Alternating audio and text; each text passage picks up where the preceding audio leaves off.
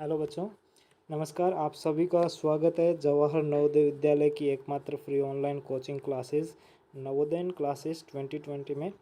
जैसा कि बच्चों आपको पता है कि अभी JNVT 2023 के लिए हमारी कोचिंग फ्री में चल रही है। आप अगर ज्वाइन होना चाहते हो तो ज्वाइन हो सकते हो। और अभी हमारा जो आज का जो वीडियो रहेगा या क्लास रहेगी उसमें आपको पता है कि IQ टेस्ट सीरीज चल रही है, जिसमें आज अपन मैथ IQ टेस्ट 5 करेंगे। और उसका जो PDF है वो सुबह आपको हमारे व्हाट्सएप ग्रुप या टेलीग्राम ग्रुप जहाँ पर भी आप जुड़े हुए हो वहाँ पर आपको मिल गया होगा। ठीक है, अब इसका पूरा का पूरा सॉल्यूशन करेंगे और आप चेक करके बताइएगा कि आपको कितने मार्क्स आ रहे हैं। तो बिना किसी टाइम वेस्ट किए अपन सीधा सोल्व करते हैं। IQ टेस्ट सीरीज़ के अंतर्गत मैथ IQ टेस्ट 5 है, जिसमें पहला क्वेश्चन यहाँ पर आपको दिख रहा होगा। ठीक है, पहला क्वेश्चन क्या है, ध्यान से देखिएगा।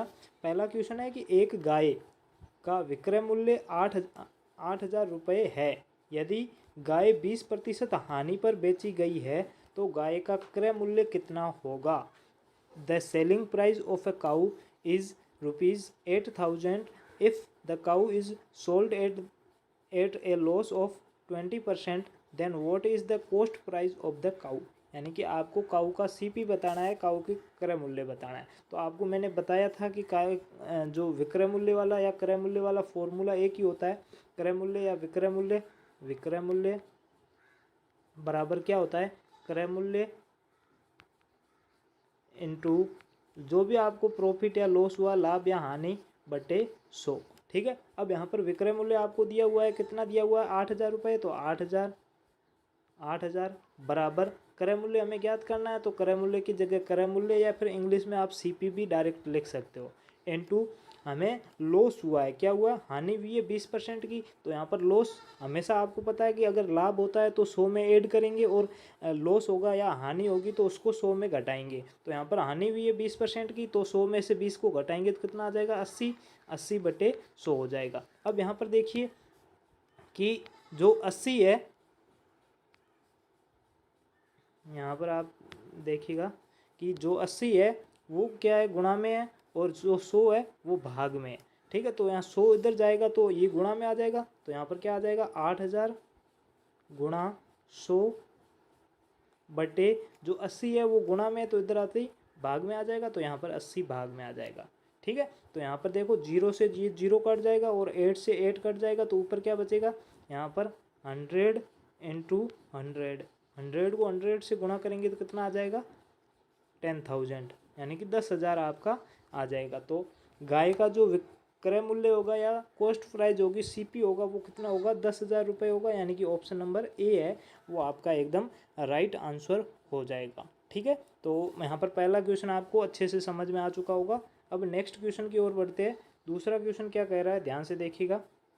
दूसरा क्वेश्चन बोल रहा है कि विजय एक बैंक से 1200 रुपये उधार लेता है। यदि बैंक की ब्याज की दर 6% वार्षिक हो तो 3 वर्षों में उसे कितनी राशि लौटानी पड़ेगी। Vijay borrowed 1,200 from a bank if there rate of interest of the bank is 6% per annum, then what amount will have to return in 3 years. यानी कि यहाँ पर ब्याज नहीं पूछा है, यहाँ पर मिश्रधन पूछा है। टोटल अमाउंट आपसे पूछा है कि 3 साल बाद में विजय को वापस कितना अमाउंट या धनराशि लौटानी पड़ेगी। तो सबसे पहले साधारण ब्याज ज्ञात करते हैं। साधारण ब्याज SI का फॉर्मूला क्या है, SI, एक मिनट रुकिएगा, SI का फॉर्मूला क्या है, यहाँ पर SI बराबर, कलर चेंज कर लेते हैं। यहाँ पर देखिए SI का फॉर्मूला क्या है, SI बराबर P principal into rate into time by 100, PRT बटे 100, या फिर हिंदी मीडियम वाले सीधा देख सकते हैं कि मूलधन गुणा दर गुणा समय बटे 100। तो यहाँ पर मूलधन कितना है, मूलधन 1,200 रुपये है। तो यहाँ पर 1,200 गुणा दर कितनी है, 6%, 6 गुणा समय कितना है, 3 वर्ष है, तो 3 वर्ष, बटे 100, तो बटे 100। तो 2 0 से 2 0 कट जाएगा। अब 12 को 3 से गुणा करेंगे तो 12 तिया 36, फिर 36 को 6 से गुणा करेंगे तो कितना आ जाएगा, 6 छंग 36, हासिल 3 लगेगा, 6 तिया 18, 18 और 3 21। यानी कि साधारण ब्याज आपका कितना आ जाएगा, 216। अब यहाँ पर 216 ऑप्शन नंबर B में आपको दिख जाएगा। लेकिन अगर आप ये ऑप्शन सही कर दोगे तो आपका आंसर गलत हो जाएगा, क्योंकि ये सिर्फ साधारण ब्याज है। क्या है? सिर्फ और सिर्फ साधारण ब्याज है। हमें साधारण ब्याज नहीं पूछा, हमें पूछा है कि उसे कुल कितनी राशि लौटानी पड़ेगी, यानी कि मिश्रधन कितना होगा, टोटल अमाउंट कितना होगा। तो आपको पता है कि मिश्रधन का फॉर्मूला क्या होता है? मिश्रधन बराबर क्या होता है? मिश्रधन बराबर मूलधन प्लस ब्याज। क्या होता है? मूलधन प्लस ब्याज। तो यहाँ पर मूलधन कितना है? मूलधन आपको पता है यहाँ पर कितना है? 1200 रुपये। तो 1200 प्लस 216 रुपये वो आया था ब्याज, तो 216। अगर इसको जोड़ेंगे तो 6, 1, 2 और 2 4 और 1 1416 रुपये, यानी कि आपका जो ऑप्शन नंबर डी है वो आपका एकदम राइट आंसर हो जाएगा। आपको टोटल अमाउंट पूछा है या टोटल मिश्रधन पूछा है, तो आपका जो भी ब्याज और मूलधन को जोड़ेंगे तो मिश्रधन आएगा। तो यहाँ पर 216 आपको राइट नहीं करके आना है, गलत हो जाएगा। आपको पूरा क्वेश्चन पढ़ना है कि क्वेश्चन में दिया हुआ क्या है।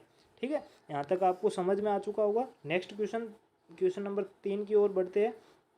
क्वेश्चन नंबर 3 भी बहुत सिंपल है कि एक रेलगाड़ी है, कोलकाता से रविवार को 7:15 यानी 7:15 मॉर्निंग में सुबह प्रस्थान करती है। वह सोमवार को 16:10 यानी बजे दिल्ली पहुंचती है। रेलगाड़ी दिल्ली पहुंचने में कुल कितना समय लेती है?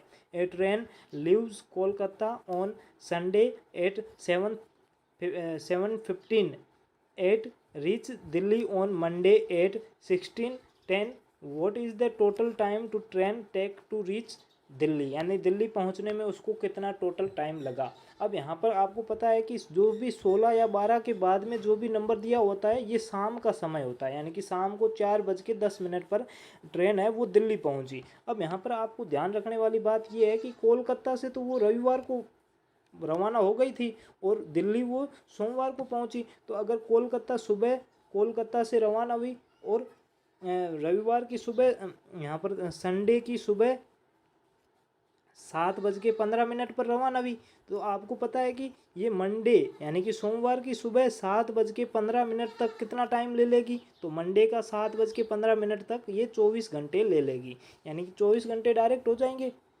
रविवार से सोमवार की सुबह 7 बजे तक 24 घंटे हो जाएंगे। अब यहाँ 24 घंटे तो हो गए, अब हमें बाकी वाला टाइम ज्ञात करना है। तो बाकी वाला टाइम कैसे ज्ञात करेंगे? तो यहाँ पर 16:10 में से सीधा 7:15 को घटा देंगे तो बाकी वाला टाइम आ जाएगा।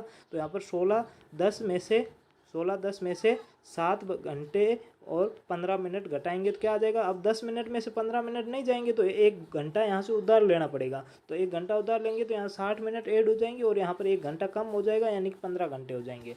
अब यहाँ पर 60 और 10 कितने हो जाएंगे? 70 मिनट। 70 में से 15 मिनट को घटाएंगे तो कितना आ जाएगा? तो 70 में से 15 को घटाएंगे, 10 घटाएंगे तो 60, 60 में से 5 और घटाएंगे तो 55 मिनट आ जाएगा। तो यहाँ पर 55 मिनट। ठीक है, अब 55 मिनट हो जाएगा और यहाँ पर 15 में से 7 को घटाएंगे तो 8, यानी कि 8 घंटे 55 मिनट और और टाइम लग जाएगा। तो पहले कितना था? 24 घंटे पहले था, यानी कि यहाँ पर 24 घंटे और 24 में से और कितना हो जाएगा? 8 घंटे 55 मिनट। तो यहाँ पर हमें टाइम कितना लग जाएगा? तो टाइम यहाँ पर देखो 55 मिनट तो ऊपर है तो यहाँ पर रहेंगे। अब 24 में से 8 को जोड़ेंगे तो कितना आ जाएगा? 32, यानी कि 32 घंटे 55 मिनट, जो कि आपको ऑप्शन नंबर बी में दिख रहा है, यानी कि बी नंबर ऑप्शन है वो आपका एकदम राइट हो जाएगा।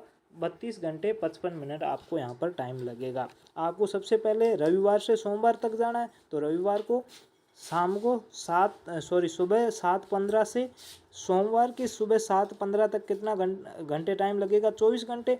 बाद में सुबह 7:15 से शाम को 4:10 के बीच में कितना टाइम लगेगा? तो यहाँ पर हमने घटा दिया तो हमारा कितना आ गया? 8 घंटे 55 मिनट आ गया।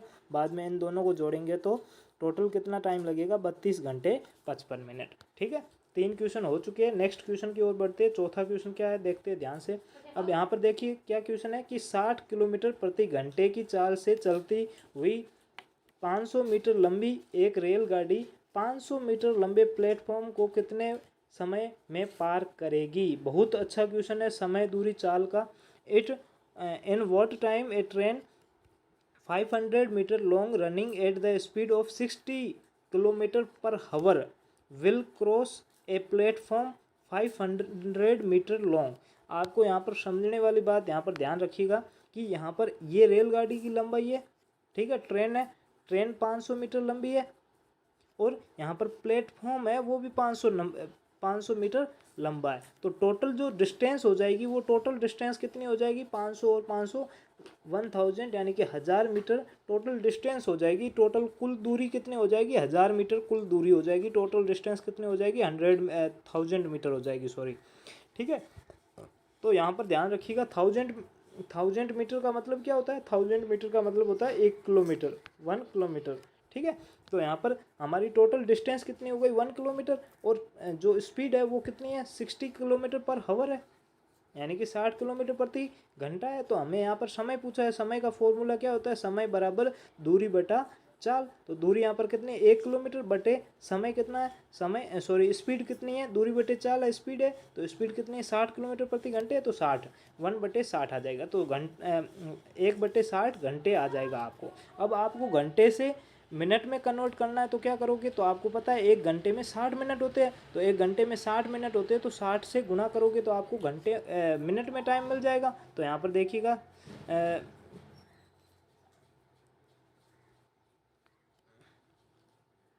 यहाँ पर थोड़ा सा मिटा देते हैं। ठीक है, अब यहाँ पर देखिएगा कि इसको 60 से गुणा करेंगे तो यहाँ पर मिनट में आ जाएगा, तो 60 से 60 कट जाएगा, तो टाइम कितना आ जाएगा, टाइम 1 मिनट आपका टाइम आ जाएगा। तो यहाँ पर 1 मिनट यानी कि ऑप्शन नंबर ए है वो आपका एकदम राइट आंसर हो जाएगा। बहुत सिंपल क्वेश्चन था। आगे देखिए नेक्स्ट क्वेश्चन, यहाँ पर क्वेश्चन नंबर 5 है कि मौसम को 25,000 रुपये के माल को खरीदने पर 5% की छूट मिलती है, तो उसे वास्तव में कितने रुपए देने पड़ेंगे। इफ़ मौसम gate a discount of 5% on buying an article worth 2500, then how much money will he actually have to pay, यानी उसको रियली में कितना, एक्चुअल में कितना पे करना पड़ेगा, कितने रुपए देने पड़ेंगे। तो यहाँ पर देखो टोटल धनराशि कितने की, 2500 रुपये की। ठीक है, 2500 की है, उसमें से 5% छूट मिल रही है, तो यानी कि छूट मिल रही कि कम करना पड़ेगा, तो 100 में से 5 को कम करेंगे तो 95 बचेगा, यानी कि 95/100 आ जाएगा। तो यहाँ पर 2 जीरो से 2 जीरो कट जाएगा। अब 25 को 95 से गुणा करेंगे, तो पहले 25 को 5 से गुणा करते हैं, 25 5 105, सॉरी 125, हासिल कितने आ जाएगी, 12। ठीक है, उसके बाद 25 को 9 से गुणा करेंगे तो 225, 225 में 10 को जोड़ेंगे तो 235, और फिर 2 को जोड़ेंगे तो 237 आ जाएगा। तो 237 यानी कि आपका टोटल एक्चुअल में उसको कितना पे करना पड़ेगा, 2375, यानी कि ऑप्शन नंबर बी है वो आपका एकदम राइट हो जाएगा। 2375 रुपये टोटल उसको पे करने पड़ेंगे। ठीक है, तो यहाँ पर 5वां क्वेश्चन आपको बिल्कुल अच्छे से समझ में आ चुका होगा। नेक्स्ट क्वेश्चन की ओर बढ़ते हैं। यहाँ पर ध्यान से देखिएगा कि 2 का 100%, तो 2 का 100% प्लस 200 का 1%, 100% of 2 plus 1% of 200 is equal to किसके बराबर में होगा। तो आपको पता है, सबसे पहले इसको सोल्व करेंगे, बाद में इसको, बाद में दोनों को जोड़ लेंगे। तो यहाँ पर देखो 2 का 100% कितना होगा, तो 2 का 100% 100/100, तो यहाँ पर यह दोनों कट जाएगा, तो 2 का 100% कितना हो जाएगा, 2 ही होगा। तो 2 का 100% हो जाएगा 2, और प्लस अब 200 का 1% कितना होगा, तो 200 का 1% 200 गुणा 1%, तो 1/100, तो 1/100 करेंगे तो 2 जीरो से 2 जीरो कट जाएंगे, तो और पीछे कितना बच जाएगा, 2। तो 2 का 100% 2 होगा, और 200 का 1% भी 2 होगा, तो 2 और 2 को जोड़ेंगे तो कितना आ जाएगा, 4 आ जाएगा। ऑप्शन नंबर सी है वो आपका एकदम राइट आंसर हो जाएगा। ठीक है, नेक्स्ट क्वेश्चन की ओर बढ़ते हैं। 6ठा हो गया, अब 7वां क्वेश्चन देखते हैं। यहाँ पर देखिएगा, 3 पैकेट, यदि 3 पैकेटों में 500 रबड़ बैंड है तो 15 पैकेटों में कितने रबड़ बैंड होंगे। If there are 500 rubbers band in 3 packets, how many rubbers band will be there in 15 packets. अब यहाँ पर ध्यान से देखिएगा, 3 पैकेट है, 3 पैकेट में कितना है, 500 है। अब हमें क्या पूछा है, 15 पैकेट में कितना होगा, तो यानी 3 15 के क्या है, 5 गुणा है, 3 क्या है, 15 के 5 गुणा है, तो यहाँ पर भी 5 गुणा बढ़ जाएंगे रबड़। तो यहाँ पर 15 को 5 से गुणा करेंगे तो 5 5 25, और पीछे 2 जीरो, यानी कि 2500 रबड़ बैंड आपको मिल जाएंगे। 2500 2500 रबड़ बैंड यहाँ पर जो 15 पैकेट है उसमें आपको मिलेंगे। ठीक है, तो यहाँ पर बी ऑप्शन है वो आपका एकदम राइट आंसर है। आप ऐसे भी कर सकते हो, या फिर पहले एक पैकेट में कितने आएंगे वैसे भी कर सकते हो, बाद में 15 पैकेट में कितने आएंगे उस तरह से भी कर सकते हो, डायरेक्ट भी कर सकते हो कि 3 से 15 पैकेट कितना गुना ज़्यादा है, तो 5 गुना ज़्यादा है, तो रबड़ भी कितना गुना ज़्यादा आएंगे, तो रबड़ भी 5 गुना ज़्यादा आएंगे। तो यहाँ पर आपका ऑप्शन नंबर बी है वो आपका एकदम राइट आंसर हो जाएगा। आगे क्वेश्चन नंबर 8 देखिएगा। एक वर्गाकार पार्क है जिसका परिमाप आपको 72 मीटर दिया हुआ है, 72 मीटर, तो उसका क्षेत्रफल क्या होगा। The area of square park whose perimeter is 72 metre is, यानी कि 72 मीटर अगर पेरीमीटर है तो उसका एरिया कितना होगा। तो आपको पता है कि वर्ग का परिमाप कितना होता है, वर्ग का परिमाप, वर्ग का परिमाप, वर्ग का परिमाप का फॉर्मूला क्या है, 4 गुना भुजा, 4 गुना भुजा। तो यहाँ पर वर्ग का परिमाप दिया हुआ है 72 मीटर, तो 72 बराबर 4 गुना भुजा, ठीक है, 4 इंटू साइड। अब साइड में ज्ञात करने तो भुजा ज्ञात करने, तो 4 गुना में इधर आते ही भाग में आ जाएगा, तो 4 भाग में आ गया। 72 में 4 का भाग देंगे तो 4 4 एकम 4, 3 बचेगा, 8 जो के 32, यानी 18 बराबर भुजा। भुजा की माप कितनी आ गई, 18, कितनी आ गई, भुजा की माप आ गई। साइड कितनी आ गई, साइड 18 आ गई, 18 मीटर साइड आ गई। अब हमें पूछा है कि उसका परिमाप तो आ गया, अब हमें क्षेत्रफल पूछा है, एरिया पूछा है।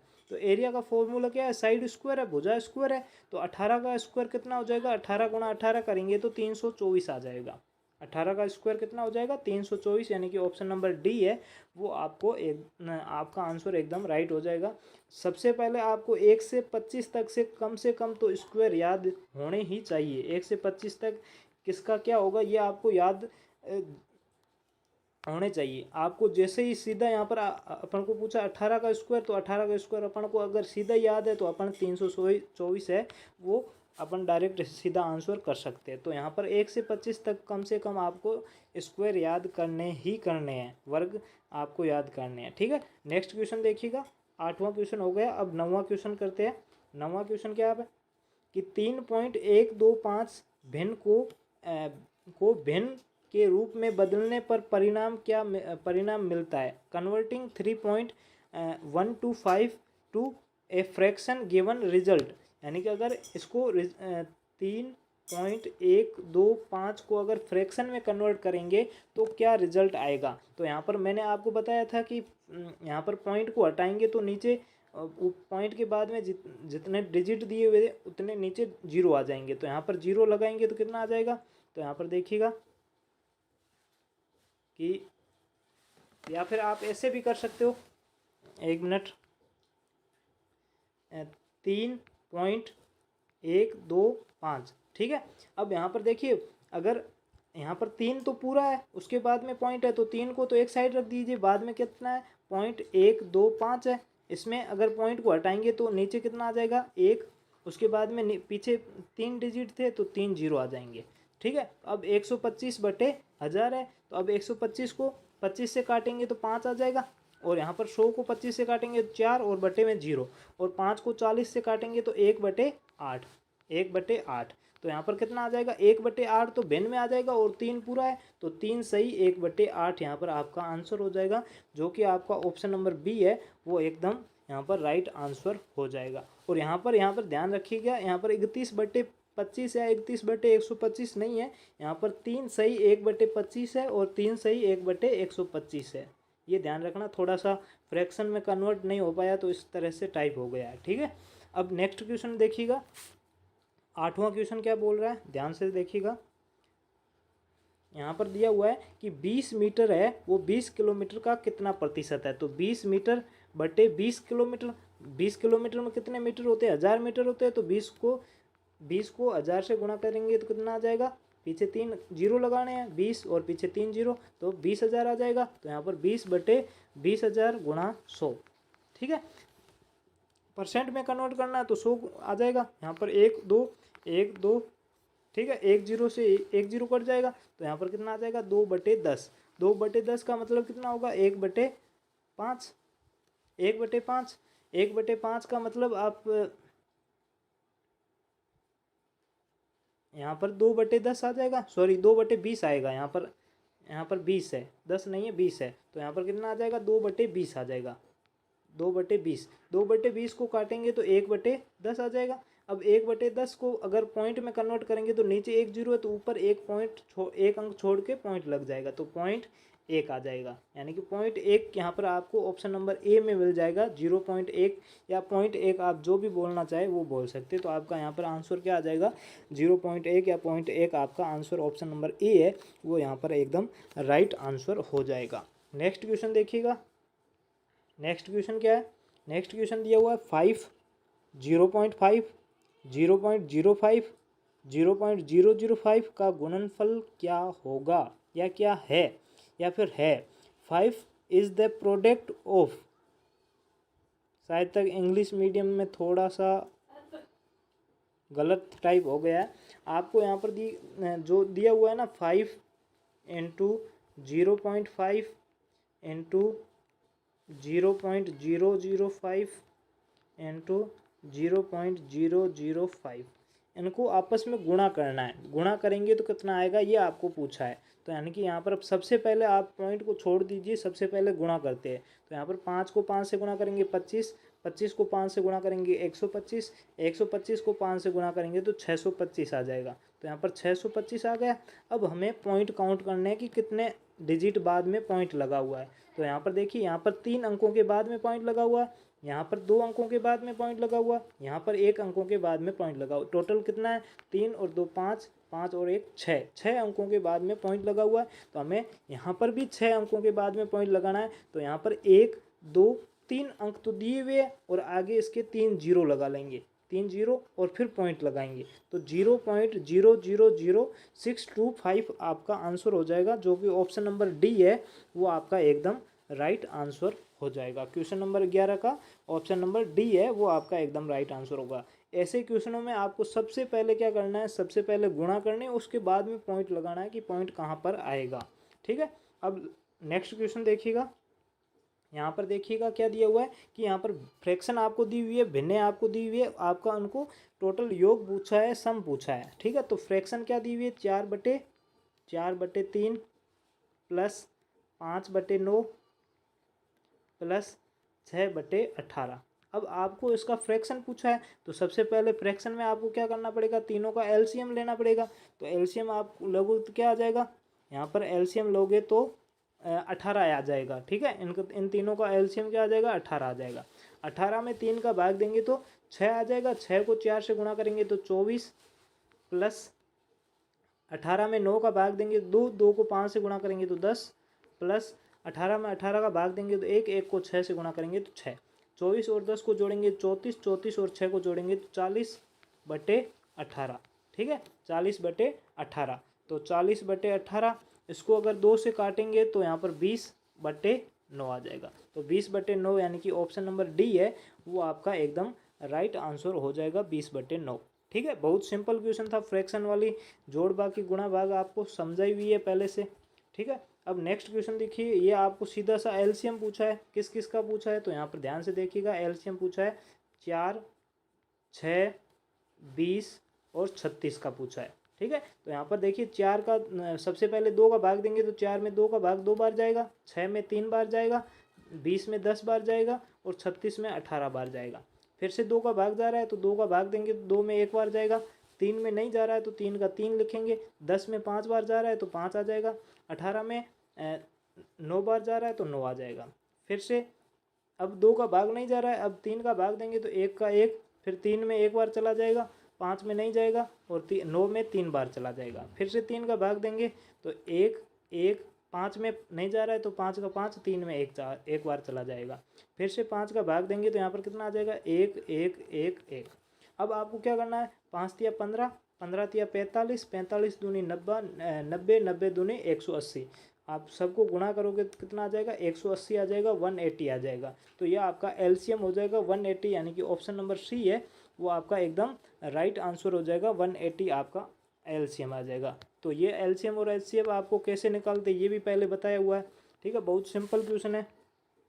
आगे देखिएगा कि ये शायद क्वेश्चन पहले भी आ चुका है कि 2 सह अभाज्य संख्याओं का मैसे कितना होगा। तो 2 सह द एचसीएफ ऑफ 2 को प्राइम नंबर इज, तो क्या होगा, तो आपको ध्यान रखना है हमेशा जो उनका HCF होगा, यानी कि जब भी दो को प्राइम नंबर या फिर दो सह अभाज्य नंबर आपको दिया हुआ हो, को प्राइम नंबर दिया हुआ हो, तो उनका जो HCF होगा यानी कि मत्स्य पे होगा वो हमेशा एक होगा, और LCM होगा यानी कि उनका जो LCM होगा लस्य होगा वो दोनों का गुणनफल होगा, मल्टीप्लेक्शन होगा, गुणनफल होगा। ठीक है, ये चीज़ें दोनों ध्यान रखना। एक क्वेश्चन कभी भी उल्टे फुल्टे करके पूछ लेते हैं, तो ये दोनों का योग और अंतर ये तो दोनों सीधा सीधा गलत हो जाएगा। जीरो का भी कोई लेना देना नहीं है। तो यहाँ पर अगर HCF पूछे तो एक हो जाएगा, और अगर LCM पूछे तो आपको दोनों का गुणनफल यानी कि दोनों का मल्टीप्लाई हो जाएगा। ठीक है, तो अब नेक्स्ट क्वेश्चन 15वें क्वेश्चन की ओर बढ़ते हैं। क्वेश्चन नंबर 15 क्या दिया हुआ है, ध्यान से देखिएगा कि दो संख्याओं का योग 11,009 है। यदि एक संख्या 9,999 है तो दूसरी संख्या क्या होगी। बहुत सिंपल क्वेश्चन है। The sum of two number is 11,009 if one number is 9,999 then the other number is. तो यहाँ पर आप सीधा डायरेक्ट इसको घटाना है, या फिर आप ऐसे भी कर सकते हो। मान लिया कि दो नंबर क्या है, A और B है। A और B दोनों का योग कितना है, 11,009। ठीक है, अब A का मान दिया हुआ है, A का मान कितना है 9,999, प्लस B का मान हमें ज्ञात करना है, तो B बराबर यहाँ पर 11,009 आ जाएगा। अब यहाँ पर B का मान ज्ञात करना है, तो ये हमें प्लस में दिया हुआ तो उधर जाते क्या हो जाएगा, माइनस में हो जाएगा, तो -9,999। तो 11,009 में 9,999 को घटाएंगे तो कितना आ जाएगा। तो यहाँ पर देखिए 9 में से 9 को घटाएंगे 0, फिर यहाँ पर नहीं जा रहा है तो यहाँ पर हासिल लेंगे, तो यहाँ पर पीछे 9 बचेगा। यहाँ पर देखो, यहाँ पर 0 हो जाएगा, यहाँ पर 11 हो जाएगा, 11 में एक इसको देंगे तो यहाँ पर 10, यहाँ पर 10 हो जाएगा, यहाँ पर 9 हो जाएगा, यहाँ पर 10 हो जाएगा। ठीक है, तो यहाँ पर देखिए 9 में से 9 गया 0, फिर 10 में से 9 गया 1, फिर यहाँ पर 10 में से जो 9 गया 0 सॉरी 1, फिर यहाँ पर 9 बचेगा, 9 में 9 को घटाएंगे तो 0, और यहाँ पर 10 में से 9 को घटाएंगे तो 1 आ जाएगा, यानी कि 1 0 1 0, यानी कि 1010 आपका आंसर किसमें, ऑप्शन नंबर बी है, वो आपका एकदम राइट आंसर हो जाएगा। ठीक है, नेक्स्ट क्वेश्चन की ओर बढ़ते हैं, यानी कि ऑप्शन नंबर बी है वो इसका आंसर एकदम राइट हो जाएगा। आगे क्वेश्चन देखिए कि 5 अंकों की छोटी से छोटी संख्या ढूंढिए जो 14 से तो आरंभ होती हो और 13 से विभक्त होती हो, यानी कि ऐसी संख्या 5 अंकों की छोटी से छोटी संख्या जो 14 से स्टार्ट होती हो लेकिन उसमें 13 का पूरा भाग जाता हो। Find the smallest 5 digit number which begins with 14 and is divisible by 13। तो अब यहाँ पर आपको सीधा सोल्व नहीं करना है, यहाँ पर आपको ऑप्शन देखने हैं। ठीक है, क्या देखना है, ऑप्शन देखना है, ऑप्शन को काटते चले जाना और पीछे जो भी बचेगा वो आपका आंसर हो जाएगा। तो यहाँ पर देखिए सबसे पहले कि सब 14 से स्टार्ट हो रही है, यहाँ पर 14 से स्टार्ट हो रही है, ये भी स्टार्ट हो रही है, ये भी स्टार्ट हो रही है, ये भी स्टार्ट हो रही है, ये भी स्टार्ट हो गई।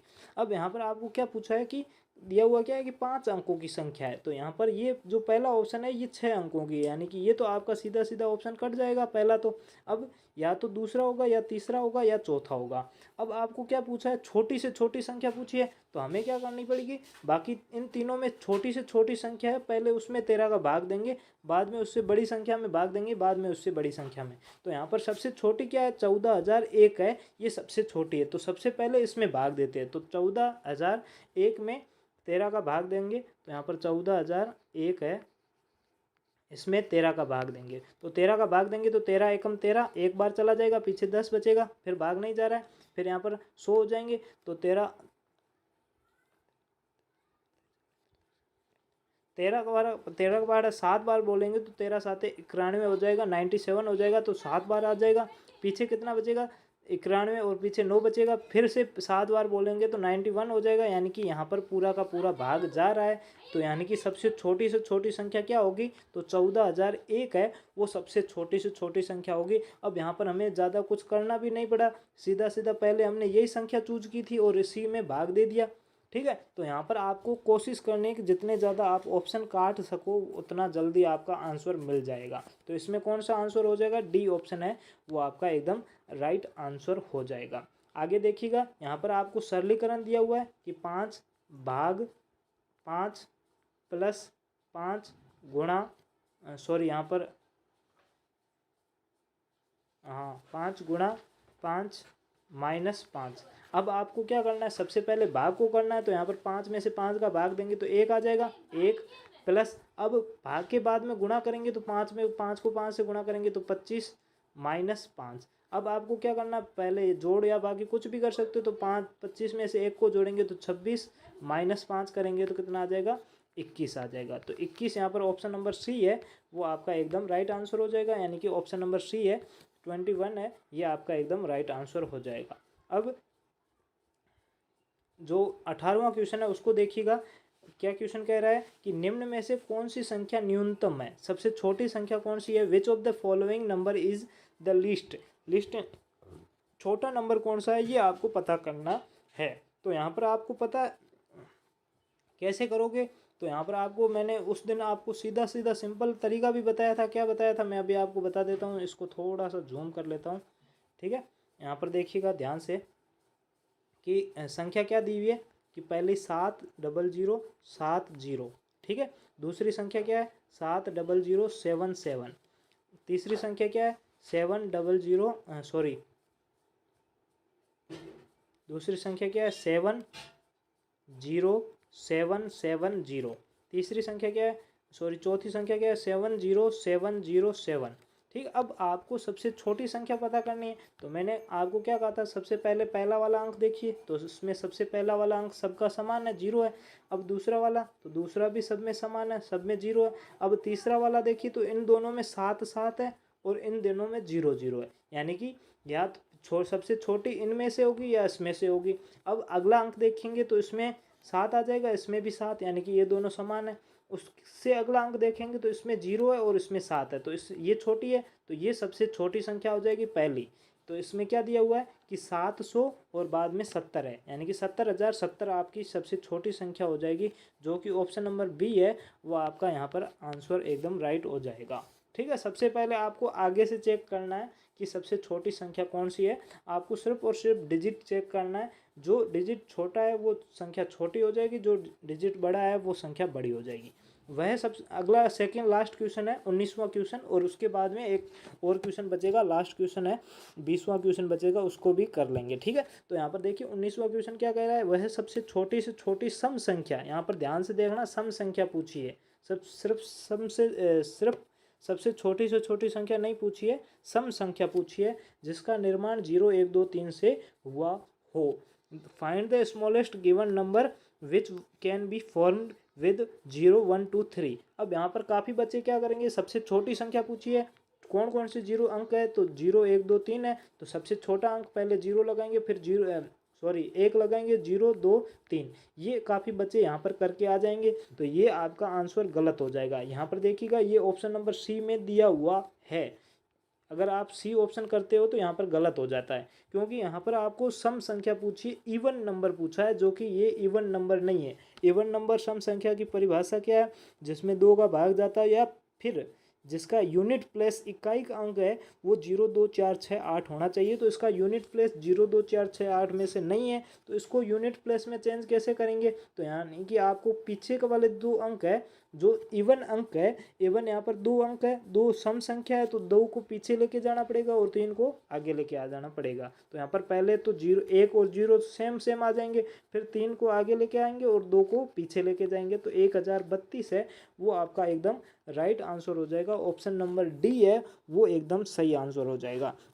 अगर यहाँ पर क्वेश्चन में सबसे छोटी संख्या पूछता तो यहाँ पर 1023 आ जाता, लेकिन सबसे छोटी सम संख्या पूछी है तो यहाँ पर 1032 आ जाएगा। ठीक है, इस छोटी छोटी चीज़ों का ध्यान रखिएगा। यहाँ पर लास्ट क्वेश्चन देखिएगा, लास्ट क्वेश्चन क्या है कि एक रेलगाड़ी है वो 54 किलोमीटर प्रति घंटा की गति से चल रही है, 90 किलोमीटर प्लेटफॉर्म को कितने सेकंड में पार करेगी, in how many seconds will train running at the speed of 54 kilometre across a platform 90 metre. यहाँ पर आपको क्या करना है, यहाँ पर जो सेकंड में दिया हुआ है, तो यहाँ पर आपको पता है कि यहाँ पर चाल किस में है, किलोमीटर प्रति घंटे में है, तो किलोमीटर प्रति घंटे में 54 किलोमीटर प्रति हावर है। आपको इसको किस में चेंज करना पड़ेगा, तो इसको आपको मीटर प्रति सेकंड में चेंज करना पड़ेगा। तो मैंने आपको एक चीज़ बताई थी, याद हो तो, कि आपको चाल चेंज करनी हो तो या तो आपको 18/5 से गुणा करनी है या फिर 5/18 से गुणा करनी है। अब हमें क्या पता है कि कब 8/5 से गुणा करने और कब 5/18 से गुणा करने। तो यहाँ पर देखिए ये किलोमीटर प्रति आवर है, ये बड़ी चाल है, ठीक है, और मीटर प्रति सेकंड है, ये छोटी चाल है। तो हम बड़ी चाल से छोटी चाल की ओर जा रहे हैं, जिसकी ओर जा रहे हैं वो संख्या ऊपर आ रही है आएगी, ठीक है। तो यहाँ पर मीटर प्रति सेकंड की ओर जा रहे हैं और मीटर प्रति सेकंड क्या है, छोटी चाल है, तो छोटा अंक ऊपर आएगा, यानी कि किससे गुणा करेंगे, तो 54 को 5/18 से गुणा करेंगे, ठीक है। तो 54 को 5/18 से गुणा करेंगे तो 18 से 54 कटेगा, 18 18 दूनी 36, 18 तिया 54, यानी कि 3 बार कटेगा। फिर 5 को 3 से गुणा करेंगे तो 15 आ जाएगा, यानी कि आपकी चाल कितनी आ जाएगी, 15 मीटर प्रति सेकंड आपकी चाल आ जाएगी। अभी तक सिर्फ और सिर्फ स्पीड आई है, आपको आंसर नहीं करना है अभी, और अभी सिर्फ स्पीड आई है। स्पीड कितनी है, 15 मीटर प्रति पर सेकंड आएगी, ठीक है, ये आपकी स्पीड आई है। अब आपको पूछा है समय कितना लगेगा, सेकंड कितना, टाइम कितना लगेगा। तो टाइम का फॉर्मूला क्या है, डिस्टेंस अपॉन स्पीड। तो डिस्टेंस कितनी है, यहाँ पर आपको पता है 90 मीटर है, तो 90 बटे स्पीड कितनी आ गई, 15 मीटर आ गई, 15 मीटर प्रति सेकंड आ गई। तो 15 का 90 में भाग देंगे तो 15 छके 90, यानी कि ऑप्शन नंबर बी है वो आपका यहाँ पर एकदम राइट आंसर हो जाएगा। और इसी के साथ math test IQ test 5th है, उसका पूरा का पूरा सॉल्यूशन यहाँ पर आपको हो गया होगा। आप जल्दी से चेक करके आप हमें जो भी आप अगर डाउट नवोदय डाउट वाले बोर्ड में भी जुड़े हुए हैं तो वहाँ पर कॉपी का फ़ोटो सेंड कर सकते हो, और अगर नए स्टूडेंट हो तो कमेंट करके आप यहाँ पर हमें बता सकते हो। और अगर आप डेली 3 मॉडल पेपर देना चाहते हो और उसके साथ कई सारे टेस्ट फ्री में देना चाहते हो तो आप हमें नीचे दिए गए कॉन्टैक्ट नंबर है, यहाँ पर आपको दिख रहे होंगे 9784142346 या फिर 9079762851, इस पर आप कॉन्टैक्ट कर सकते हो और आपको जो फ्री वाला ग्रुप है उसमें आपको ऐड कर दिया जाएगा, ठीक है। ऐसे ही डेली मैथ IQ टेस्ट आपको मिलते रहेंगे और आपको ठीक शाम 6 बजे इसका फुल सॉल्यूशन भी मिल जाएगा। तो आज के लिए इतना ही, ये मैथ IQ टेस्ट 5 का सॉल्यूशन पूरा हो चुका है। अब कल मिलते हैं जो मैथ IQ टेस्ट 6 होगा उसके साथ, ठीक है। तो आज के लिए इतना ही, ओके बाय सभी को।